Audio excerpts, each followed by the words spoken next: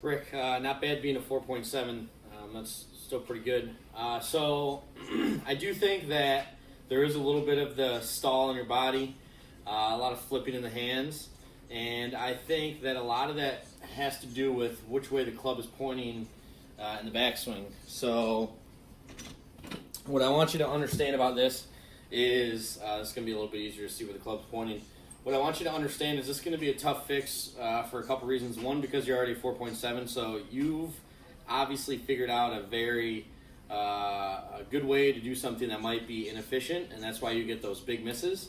And the second reason being is because the pattern that I'm going to try to get you in the backswing or in transition might not equal the current downswing pattern, and I'll explain to you why. So you tend to have the club face pointed to the right or open in the backswing and then the start of your downswing. If you were to pause your video, the one that you sent from the down the line view, so this view, if you pause it right here, you would see that the club was maybe a little bit open in this sense, where I would say the sweet spot of the club face is pointing a little bit above parallel to the ground. I would say it's a little bit open.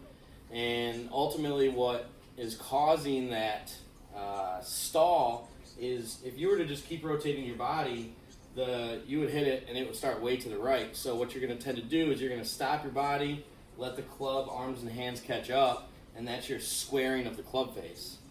What gets you in trouble is when you do that too much or there's too much stalling. So I want you to understand that if we get you to have a better managed club face in the backswing and the start of your downswing and transition, you have to continue to turn. So the reason that this is going to be difficult for you is I would prefer for you to feel like you're keeping the club face pointed down toward the ground the whole time in your backswing, transition, and downswing, but the pattern that matches up with is you continuing to turn. So just think if you had this club face pointed down and you're going to stall, the club face is already square, and then you tend to flip it and rotate it left, that left miss is going to be even worse.